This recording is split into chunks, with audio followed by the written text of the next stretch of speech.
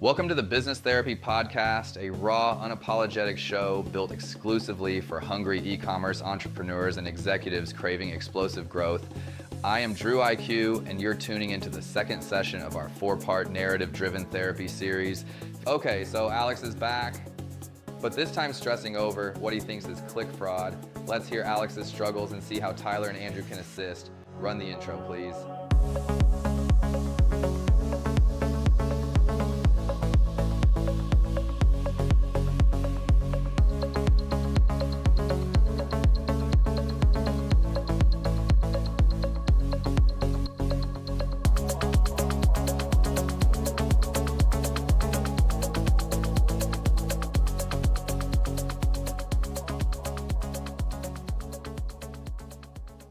Hey again, Andrew, Tyler, it's Alex.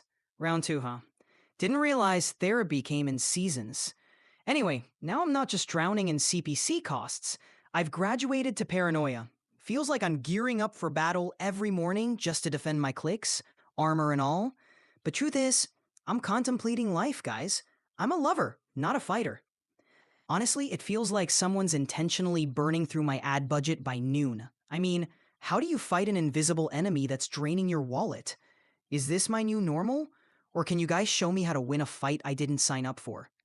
All right, no, that is a tough one because right now there is open source AI models that people can just have on their laptop or their desktop, and they can do these things themselves without even having to know the experience. They can literally download a model that has no rules, no anything. Which I've done this with my friends. Of if I download a model, is like, hey, tell me how to do something like break into a car, and the model will actually tell you how to do it, and there is no restrictions, and so just being someone that just wants to do something bad, like an individual person can go and create something with just a $500 desktop and create something, having the AI tell them how to create it, to literally just go and click your ads, and Amazon will have a very hard time stopping it, or you would have a very hard time stopping it.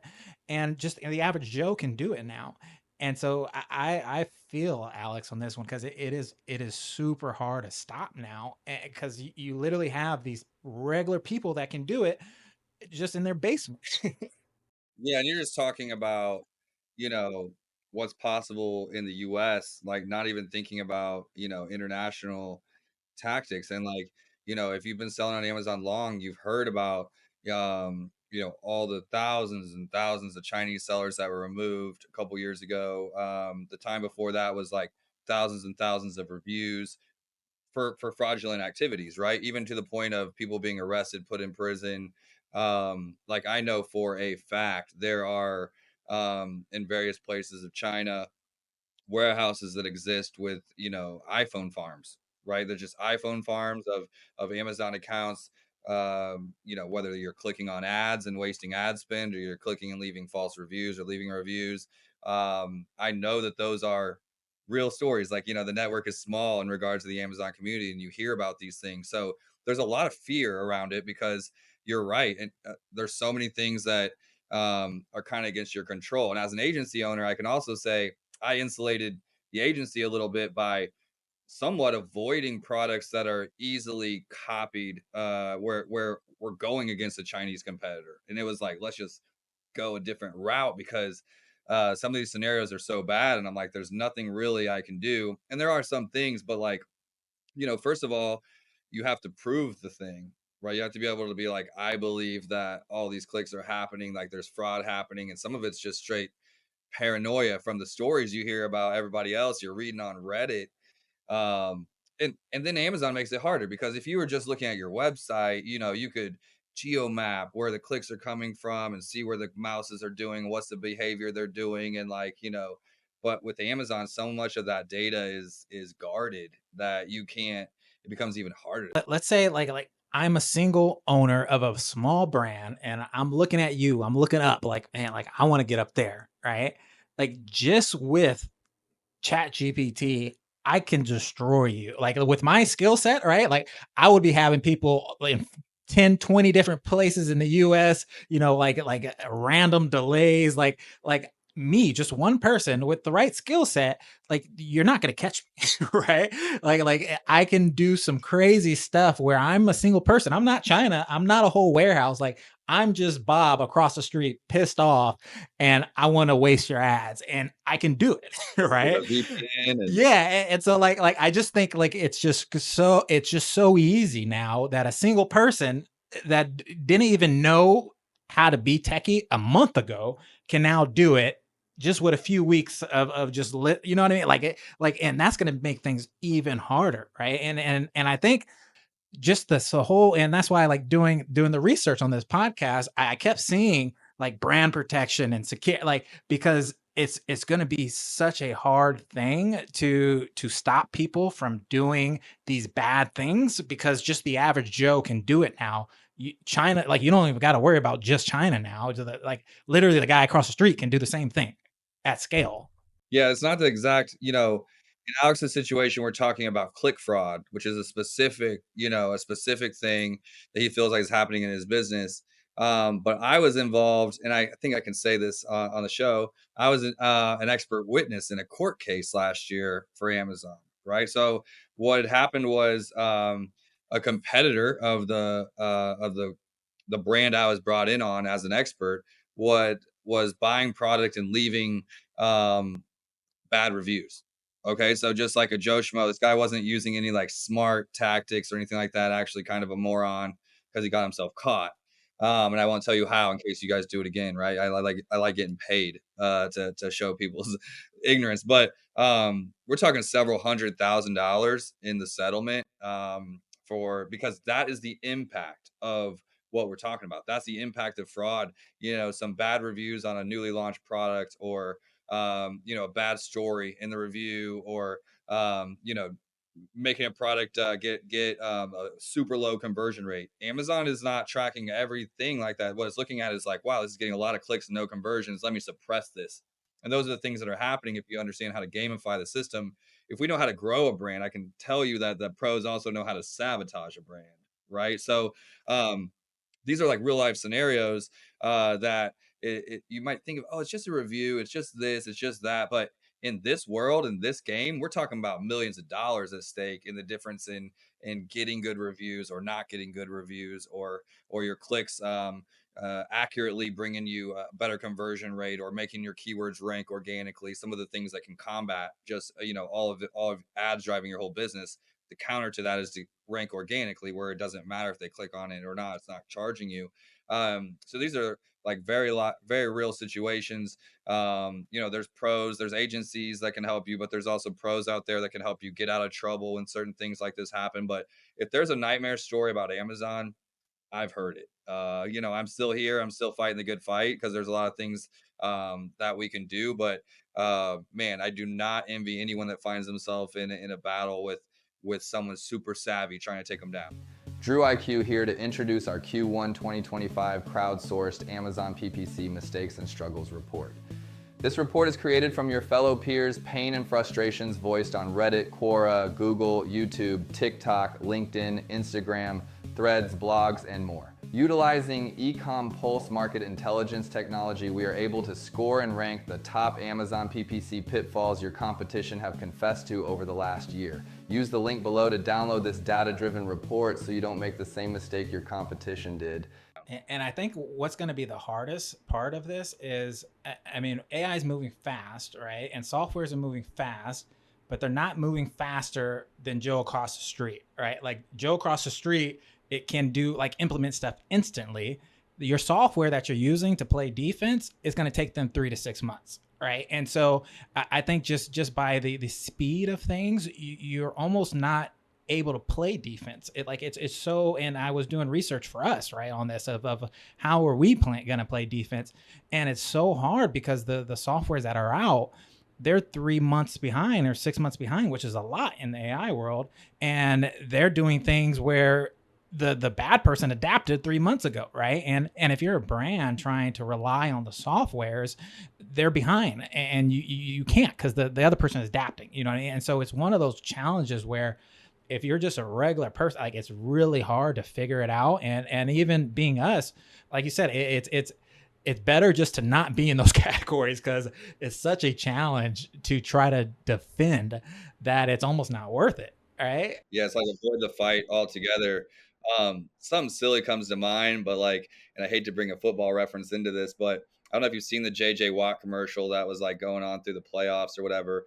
But he's like, it's JJ Watt, right? He was like a defensive end, and he's retired now, and he's like, I used to think it was cool to hurt people. Like that was my life mission, was to hurt people. You're right, because he's a defensive end. He's like, but I've wisened up and now I love to build people, And I think that, it really is two sides of the same coin. Like you're either in like, you can use the skill set to build brands and protect them and, create moat and isolation protection, or you can use the same skill set, black hat, and to sabotage and attack and things like that. And there's always going to be yin yang, a villain and a hero.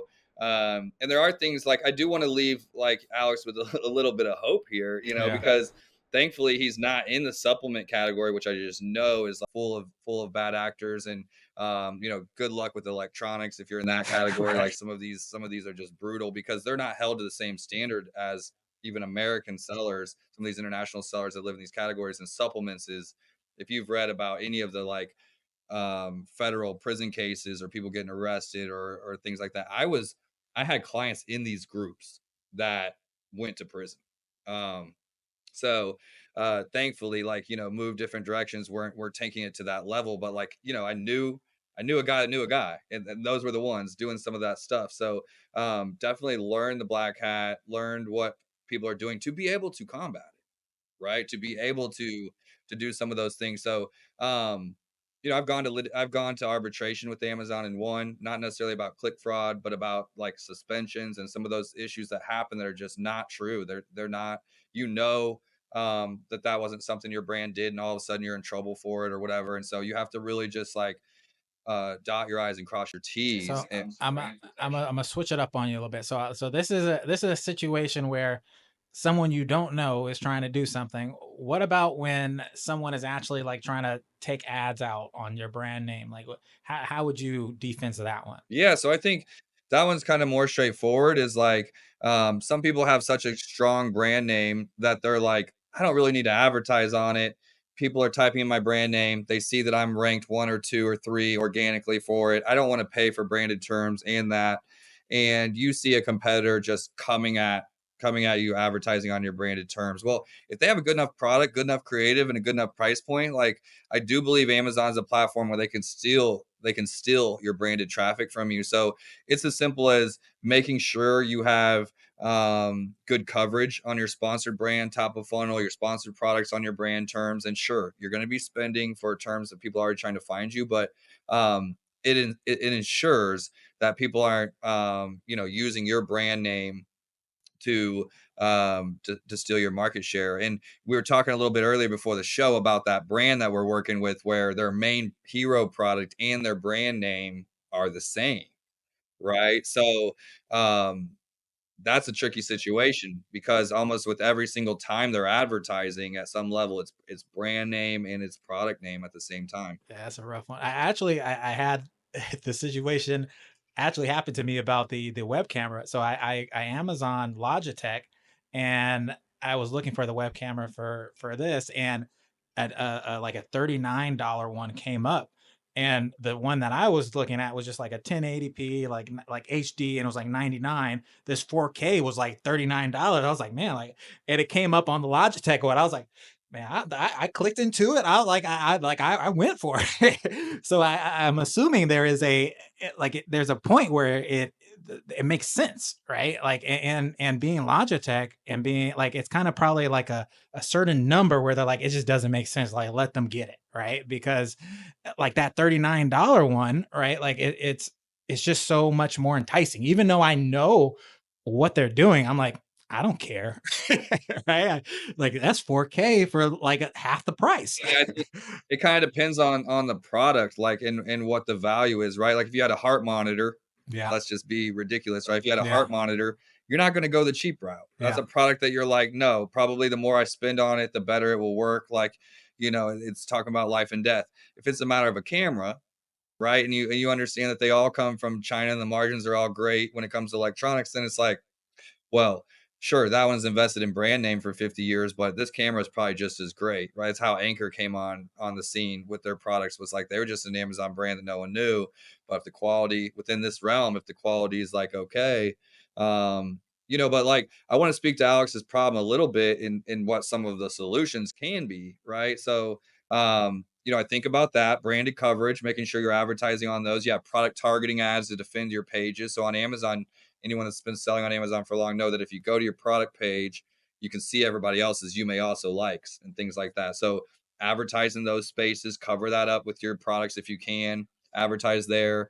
Um, another thing is day parting. So, Alex was telling us about his budget being ran out before noon. Yeah. Like sometimes his budget is already ran out by noon. And I was talking about this in his first session, where really good tools with day parting that's like smart. Some of it's just like they're calling it day parting and it's not. I'm talking about software tools where like the day parting is legit. And day So parting can come in really. later on in the series, we're gonna talk more about software because we're doing some cool things about software. So, but I'm gonna go ahead and throw it back. Go ahead. Yeah, and speaking of software, like they're not all created equal. So some software does day parting right, some software does day parting wrong. I know it sounds overwhelming, but find one with some reputation, some good reviews, get some references on something, get something in place. But budget allocation is a great way to combat this. So just don't give, if you feel like you're getting click fraud, don't give them all your budget in one chunk of change. Like spread it out across your day using day parting. And there's no way that they can just get all of your budget. They don't know what your budget is. So it's going to make it even harder on those fraudsters. At least with Marknology, we're an agency partner with Amazon, meaning we have an account rep that here's our, when we have serious problems or serious issues with certain advertisers, we can bring certain issues to them. And whether you have a SaaS rep, which is one you can get yourself, you're going through an agency like Marknology where you're getting that partner rep. If you really feel like click fraud is a thing, or you really have like a competitor coming at you really hard and heavy, try to document that, try to show that, and you can present those cases to Amazon corporate and sometimes get intervention. I'm not saying that's an always option, but if it's really drastic, if it's really obvious, I do feel like they will investigate because fraud is something they take really seriously. Yeah, and I'm gonna throw one more in there. Get you a tech person, right? Like, yeah, there's no more. You could be a brand or a marketing agency without a tech person. It is almost a must have. All right, so that's it for this one. Yeah, thank you guys. I think in Alex's situation here, it's like it's really just do what you can, focus on what you can do, what you can control. If you have a data guy, track the data so you can at least story tell if you're going to look for some help. But ultimately, if you find yourself up against a competitor that's just really going after you, good luck.